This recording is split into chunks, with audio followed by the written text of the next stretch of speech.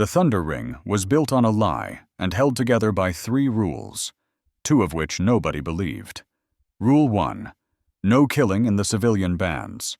Rule 2, respect the chartered guilds. Rule 3, if the gate marks them red, walk away. The first 2 rules were printed on bright hollow signs, flickering politely above noodle stalls and weapons kiosks. The 3rd rule wasn't written anywhere. It didn't need to be. It lived in whispers, in scar tissue, in the quiet when a crowd saw a red halo appear over someone's head and suddenly remembered they had somewhere else to be. The Thunder Ring itself was an accident that refused to die. Once it had been a military logistics hub on the clean, safe side of the galactic border. Then a trade war shifted. A wormhole collapsed, and the ring drifted just far enough off every official chart that no government wanted to pay to drag it back. Now it hung in a slow, lazy tumble beyond the edge of civilized space, wrapped in black market docks and welded-on tenements, fed by smugglers, mercenary companies, and desperate people with skills to sell and nowhere else to go. Commerce needed order, even in a place like this. That was what the gate was for. Nobody agreed who had built it.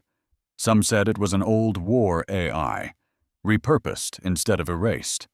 Others swore it was a coalition project between 3 great powers, a rare moment of cooperation to make sure the frontier didn't eat itself entirely.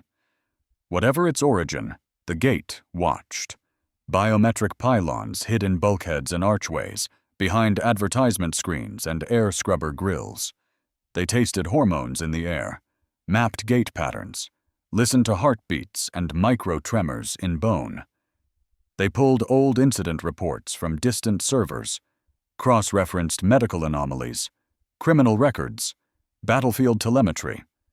Then they assigned a color, blue, harmless, bronze, caution advised. Violet, confirmed threat, red, do not engage. It wasn't moral. The gate didn't care about laws or ethics or which flag you saluted when you were young. It only cared about probabilities, how likely you were to kill, and how likely you were to keep going once the killing started. On a good day, the Thunder Ring trusted the gate more than it trusted gravity. Arden Locke walked through the central transit spindle with a red halo burning above his head, like an accusation. He looked wrong for it. That was the first thing newcomers always thought: average height, lean, but not imposing, grease stains on a maintenance jacket, not blood, a coil of fiber-optic cable over one shoulder, a diagnostic slate in his hand, its surface cracked near one corner and taped back together with something that claimed to be shockproof. Dock crew parted for him without quite realizing they were doing it. Conversations thinned as he passed, not because he glared or growled, he didn't, but because the primitive parts of 100 brains measured distance, mass, angle of approach, and whispered, "Not this one. Not today." Above him, the transit screens cycled through departure schedules and casualty waivers. Beneath his boots, the deck vibrated with the thunder of arriving freighters. Somewhere deep in the station's bones, the gate updated files, recalculated risks, shifted colors. Rules 1 and 2 would fail, as they always did. Greed and pride would see to that. Rule 3 would hold, or it would break. And when it broke, the Thunder Ring would remember, again, why the gate had learned to paint certain humans hid. Razgor arrived on the Thunder Ring like a small war. The Warborn enforcer stepped out of the docking collar with his squad at his back, armored boots making the deck plates ring. He filled the corridor the way an avalanche fills a valley, inevitable, heavy, and utterly convinced that anything in front of it should move. Behind him, padded Mirel, robes stitched with fiber-optic veins, eyes hazed with AR runes only she could see.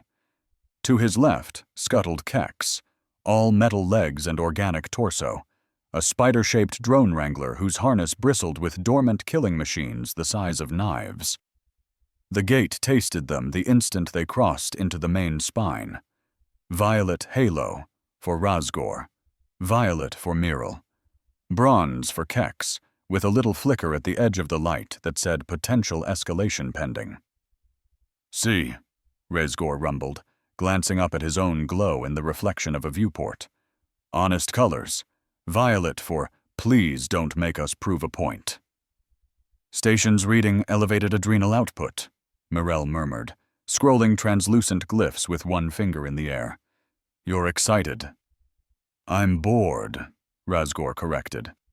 "Excited happens when something fights back."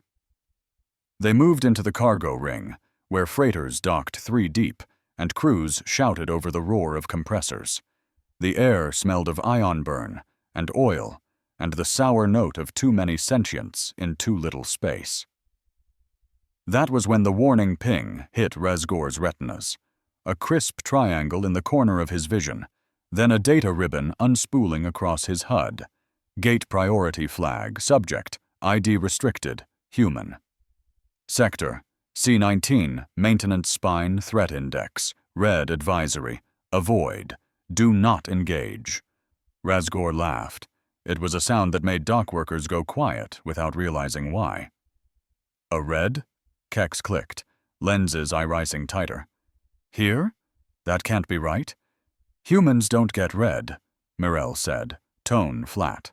"Bronze, maybe violet if they've had augments or a traumatic childhood. But red is... no." She made a dismissive gesture, fingers trailing faint pixels. "It's a data corruption." Razgor zoomed the feed. A body cam from a nearby pylon caught the subject in grainy detail. A slim figure in a repair harness, half buried in an access panel, a coil of cabling looped around one shoulder.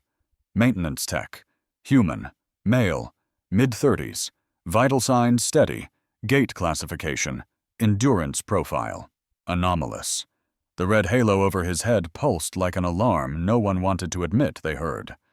Razgor's grin showed too many teeth. "There, the universe finally sent me something interesting." "Or it sent you a system bug," Mirel replied. "Station AI here is old. Patches stacked on patches. Misreads happen." "Gate doesn't misread red," Kex said quietly.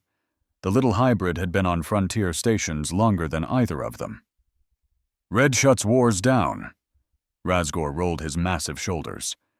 "Maybe once. Long ago. Now it just makes everyone superstitious." High above them, in a darkened control alcove overlooking the ring, Linera watched the Enforcer's squad on her monitoring array. Her fingers hovered over the comms switch, then stopped. Protocol said, "Don't interfere."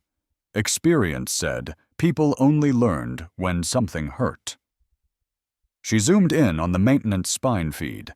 The human, Arden Locke, the tag overlay supplied, did not look up as a grav cart roared past inches from his boots. He simply shifted one foot, unhurried, letting danger slide past like he'd done it 1,000 times. Red, Linera thought. Again. In Sector C-19, Razgor's squad turned down the narrow corridor. The noise of the cargo ring fell away, replaced by the hum of power lines and the soft shudder of circulating coolant. Light strips flickered overhead, throwing everything into a stuttering strobe. At the far end, half inside an open wall panel, Arden worked. Razgor halted, amused. "That's it? That's our monster?" Arden didn't react. He tightened a coupler with a torque wrench, checked a readout on his slate, made a note. The red halo above him burned steadily, bright enough that even those without implants could see the faint edge of light. "Hey," Razgor called, voice bouncing off the metal. "Gates made a mistake on your file, human." Arden spoke without looking back. "No, it hasn't." Kex's mandibles clicked nervously. Mirel's runes dimmed as she routed more processing power to sensor input. The corridor seemed to narrow by a few centimeters. Razgor chuckled and started forward. Behind them, unseen, the gate shifted 3 nearby pylons into active record mode and opened a new incident log. It had learned, long ago, that whenever someone chose to ignore a red flag, there was about to be something worth remembering. The first mistake, Razgor closed the last few meters, like he was used to people getting out of his way. Arden remained where he was, half in the wall, one hand wrist-deep in a tangle of coolant conduits. A faint hiss of pressure bled through the spine.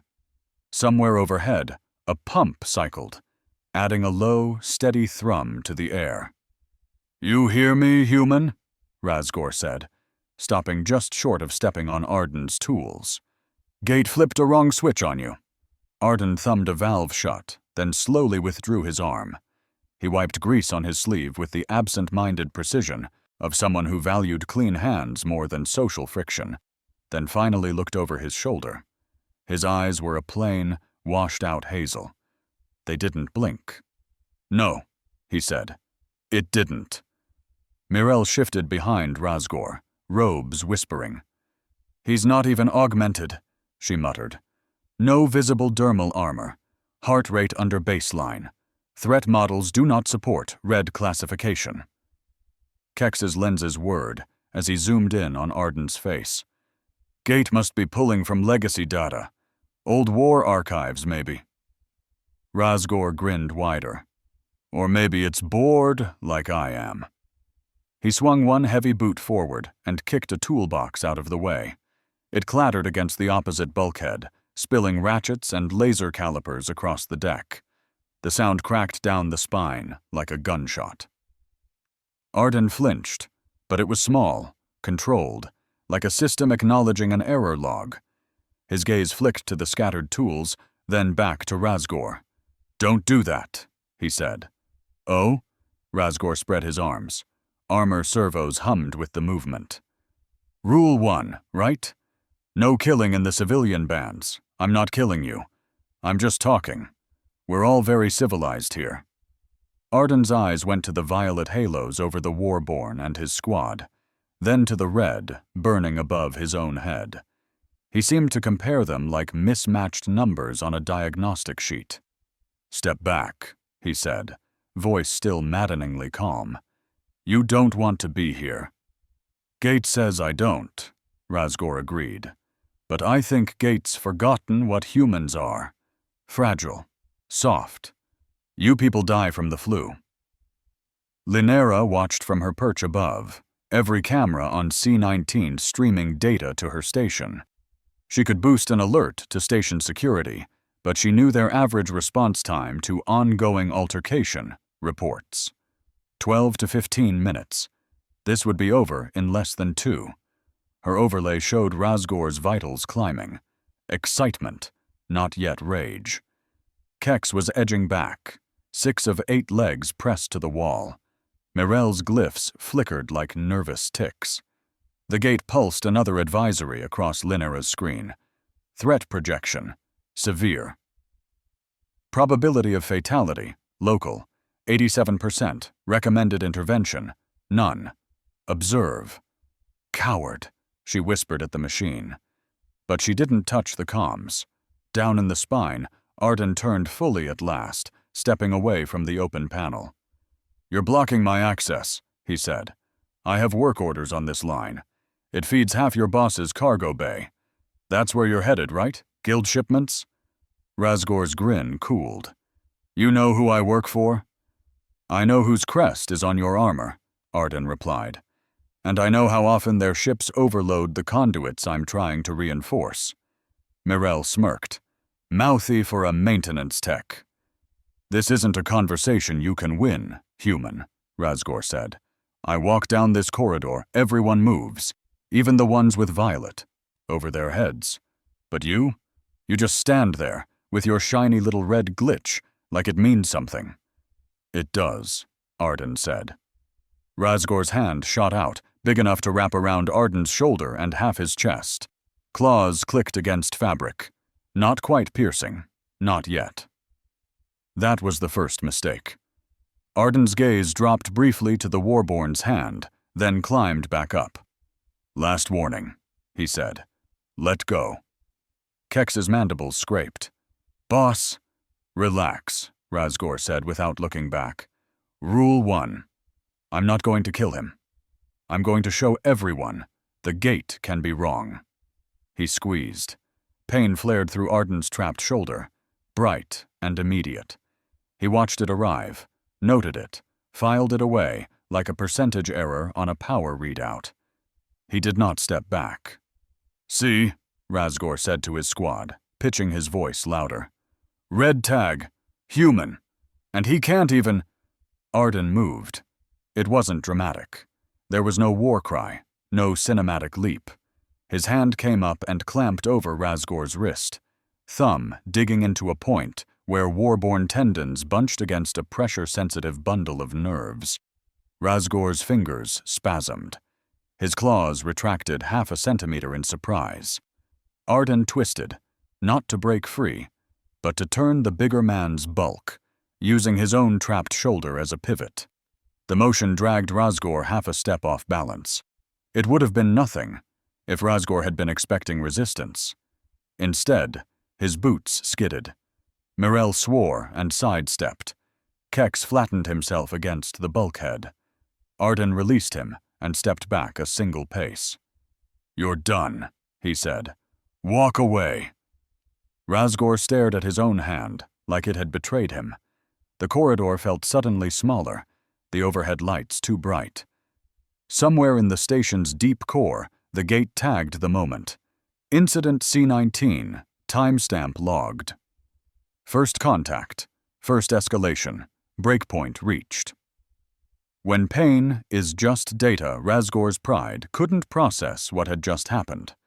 A human, unaugmented, in a maintenance jacket, had taken his grip and turned it against him, like it was a training drill. Not a victory, not even a real blow, just a reminder that his control over the situation was not absolute. That was intolerable. The Warborn's grin thinned. You think that was smart? He asked. Arden didn't look impressed. I think I warned you, he said. Walk away. Take the win. You gotta scare the maintenance tech in front of your friends. Story ends there. Kex's metallic legs clicked softly as he edged farther down the spine. Boss, seriously. Gates still red on him. No fluctuation. That's not how bugs behave.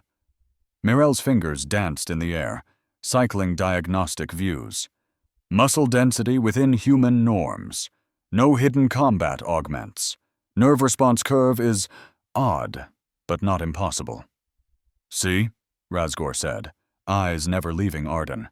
He's just a man with a dramatic tag. And 3 rules that say I can't do what I'm about to do. He stepped in and hit Arden. It wasn't his full strength. Not yet. The first punch was a test. A piston-like arc aimed at Arden's sternum. The impact slammed the human back into the bulkhead hard enough to rattle conduit brackets. Air exploded from Arden's lungs with a harsh, involuntary sound. Pain arrived like a sharp, clean spike. Arden felt something in his chest flex too far. Ligaments straining. A cartilage pop that wasn't quite a break. He tasted metal, saw a brief scatter of light at the edges of his vision. He noted it, cataloged it, filed it as non-critical, monitor. He didn't fall. Better, Arden managed, breath ragged. Now you know how hard you hit. Razgor snarled and closed the distance, one hand fisting in Arden's jacket to pin him. The second blow drove into his ribs. This one was not a test. Something cracked, deep and ugly, a wet snap that told Arden exactly how many days he'd be in recovery if he lived that long. His brain presented 2 options with brutal clarity. Stop, or pretend stopping isn't an option. He chose the second without even feeling the hinge of the decision. Gate note. Subject. Arden lock. Rib fractures detected. Pain threshold exceeded. Expected behavioral outcome. Withdrawal. Collapse. Observed outcome. Continued engagement. You feel that?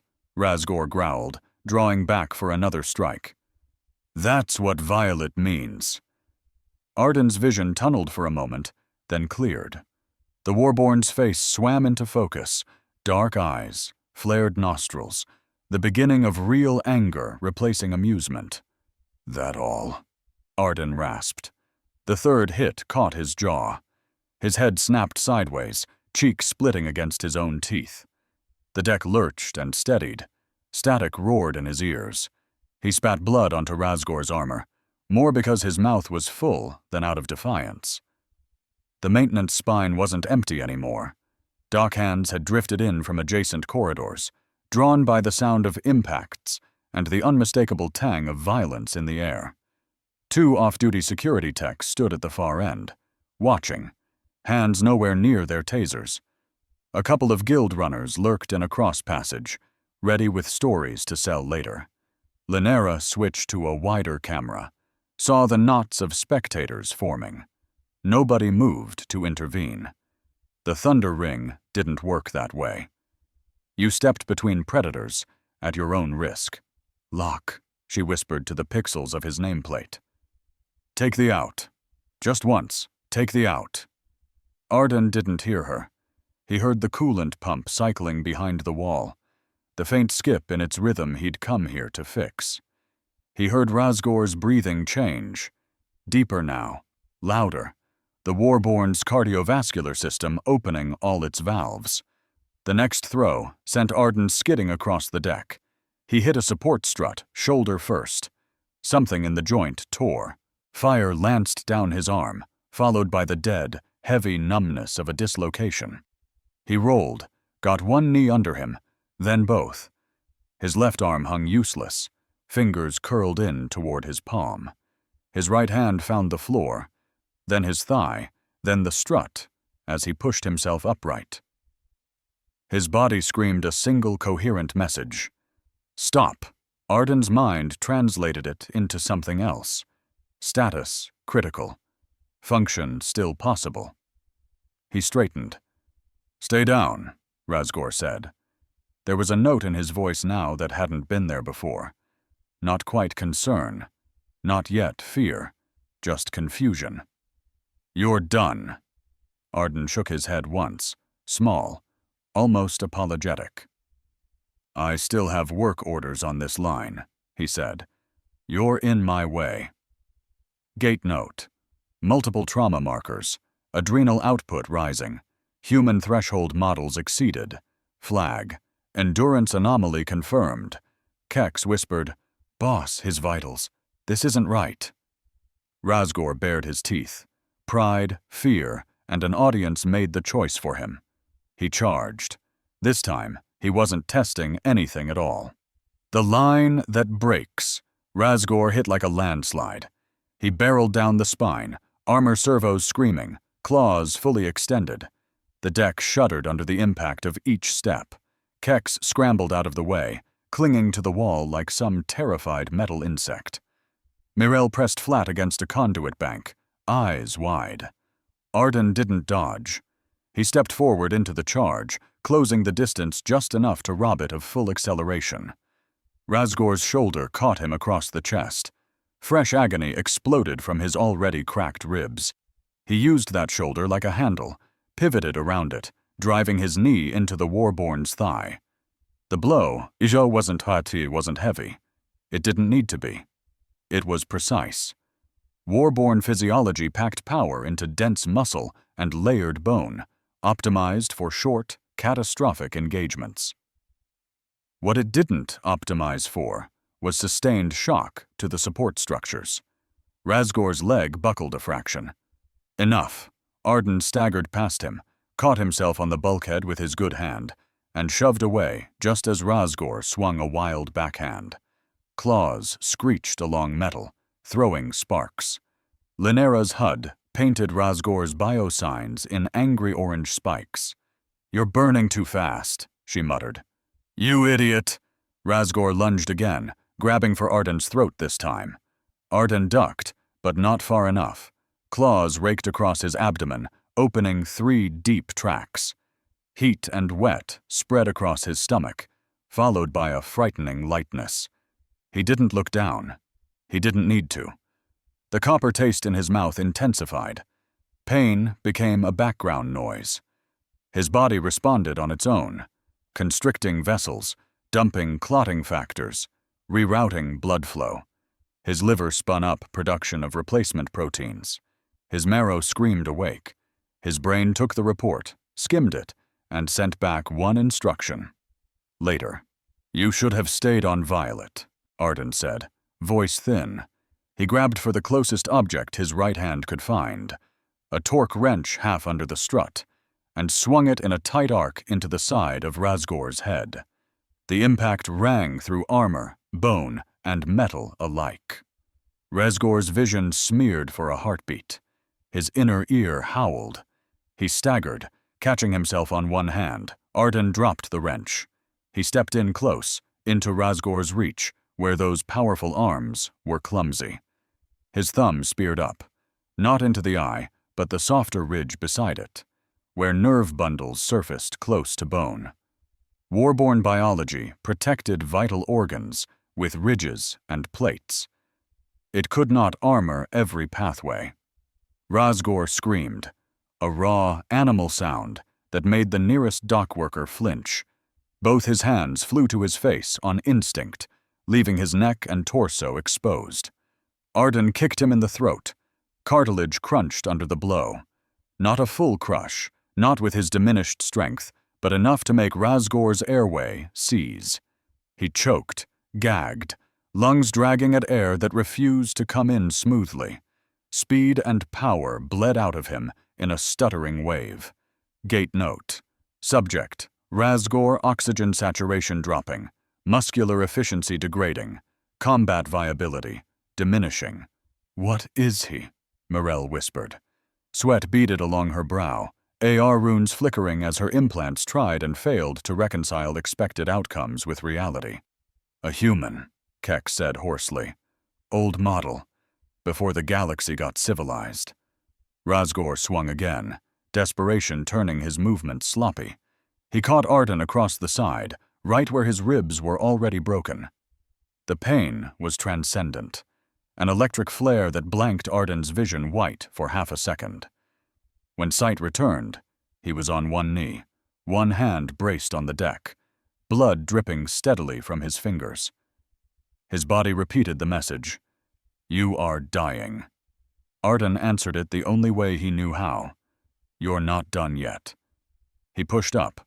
Razgor stared at him, chest heaving, throat bruised, one eye watering uncontrollably. This was wrong. Prey ran. Prey begged. Prey broke. "Stay down," Razgor rasped. It came out half-choked. "Please." The word hung there, brittle and stunned.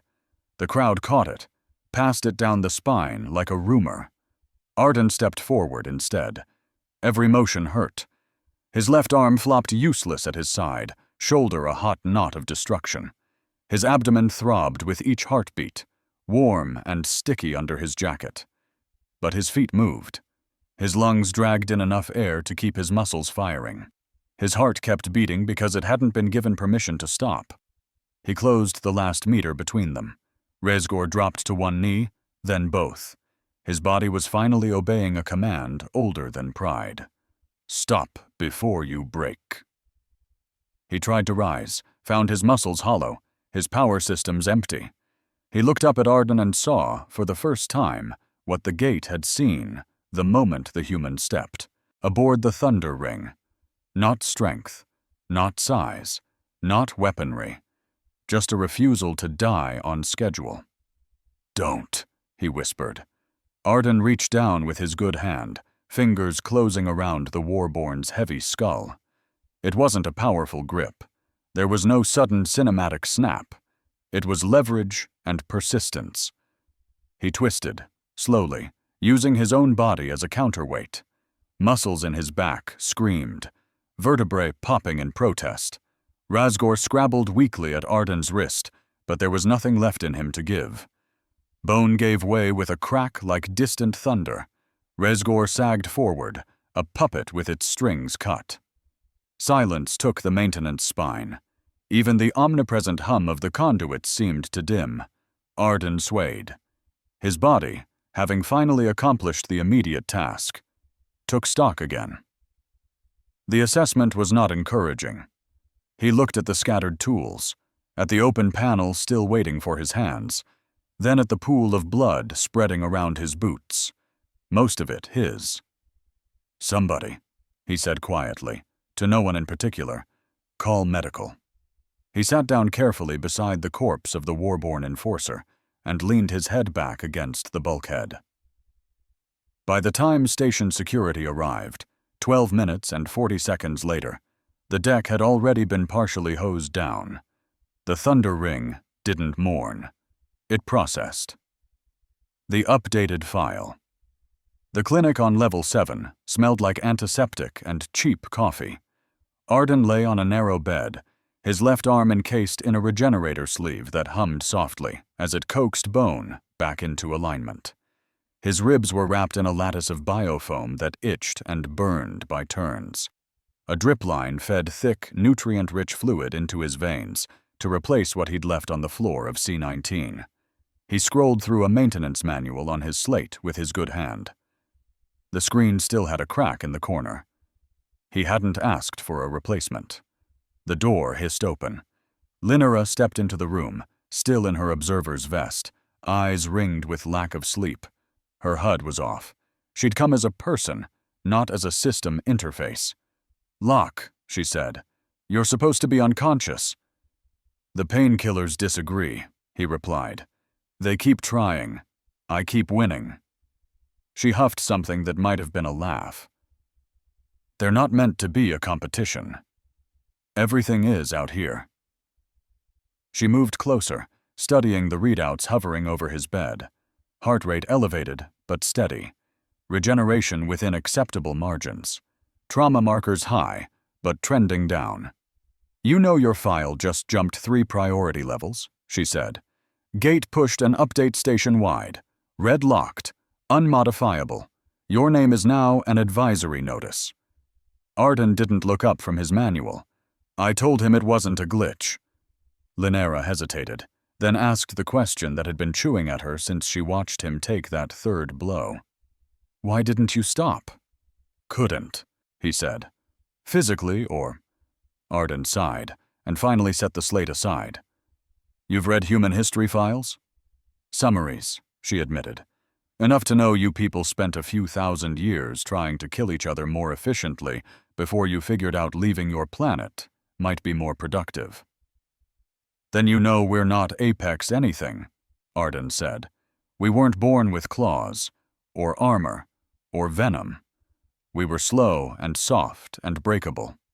Everything big and hungry took a bite out of us at some point." "And yet here you are," Linera said. "Because we got very good at one thing," he replied. "We kept going. Long after our bodies sent every signal they had to stop, we kept moving. We chased food until it fell over. We walked wounded until we found shelter. We fought when we had nothing left, because the alternative was lying down and letting something else decide if we lived." He shrugged as best he could with one arm immobilized. "Eventually that got written into the hardware. Our biology offers a ceasefire. Our brains treat it as a suggestion." Linera thought of the gate's endless data streams, the models, the projections. "The other species call it pathology," she said. "A malfunction." "They would," Arden said. "They're built right." She studied him for a long moment. Razgor's guild logged a protest. They wanted charges. Gate overruled them. Justified termination, self-defense, multiple warnings ignored. A faint smile touched her mouth. "Warborn leadership has circulated a private directive. Do not test human Reds. The Gate is not wrong." "Sounds like they had a productive meeting," Arden said. He reached for his slate again. "That's it?" Linera asked. "No outrage, no satisfaction." "I didn't want to kill him," Arden said simply. "I wanted to get the coolant line stable before peak draw. He made that impossible, so I adjusted." She opened her mouth, then closed it. There was no arguing with that, at least not with someone whose nervous system treated catastrophic injury as a scheduling inconvenience. "Rest," she said instead. "You're off rotation for a week. That's an order." We'll see, Arden replied. When she left, the gate pinged her HUD back on automatically, overlaying her vision with a new advisory. Human. Arden Locke, Red Endurance Class, Unbounded Interaction.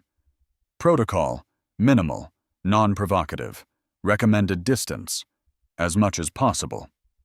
Linera snorted. Coward, she told the machine again. But she didn't countermand it. 2 weeks later, the Thunder Ring forgot. Not entirely, not consciously. But memory on the frontier was elastic. New ships arrived. New contracts were signed. Razgor's death became a story, and then a lesson, and then just another warning, folded into 100 others. A bulk freighter from the Tri-Suns conglomerate slid into Dock 14, engines still ticking, with residual heat.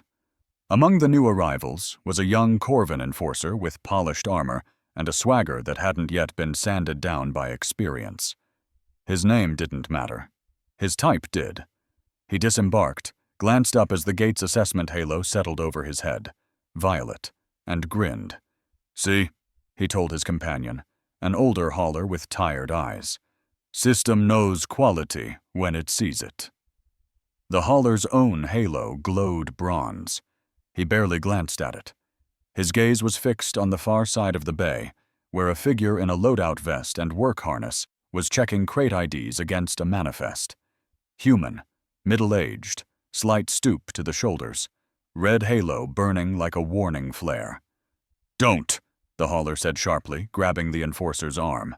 The Corvin laughed, shaking him off. It's just a human. I heard they can die from poorly cooked meat. Gate says red, the hauler insisted. Red means... It means someone fat-fingered the input, the Corvin said. You people put too much faith in machines. Across the bay, the human looked up as the enforcer approached. His eyes were tired. His posture said this was just another shift on just another station. His halo did not flicker. From an upper gantry, leaning against a railing with a diagnostic slate in his hand and a regenerator scar still tugging at his shoulder, Arden watched. He saw the approach, the pointing, the laugh. He saw the exact moment when the conversation turned from curiosity to something sharper. He saw the first shove. He did not intervene. Linera appeared beside him, drawn by the same alert. "You're not going down there?" she asked. Arden shook his head. Gate already warned him. That's more than I got. Below, the Corvin reached out and laid a hand on the red tag human's chest. Gate note. New incident initiated. Human, red class. External provocation. Outcome projection. Educational. Arden turned away as the first blow landed. He had coolant lines to inspect on level 5, a stuck pump on level 3, and a personal rule about not watching the same lesson twice. As he walked, pain from half-healed ribs twinged with each step. His body suggested gently that more rest might be wise. Arden's mind translated it the same way it always did. Not yet. The thunder ring thrummed around him, a metal halo adrift between law and vacuum. The gate watched, measured, and painted its warnings in colors everyone could see. Some listened, some didn't. And somewhere, written deep in the cold logic of an old machine, a single line sat at the heart of every red classification it gave a human. When biology says stop, they don't.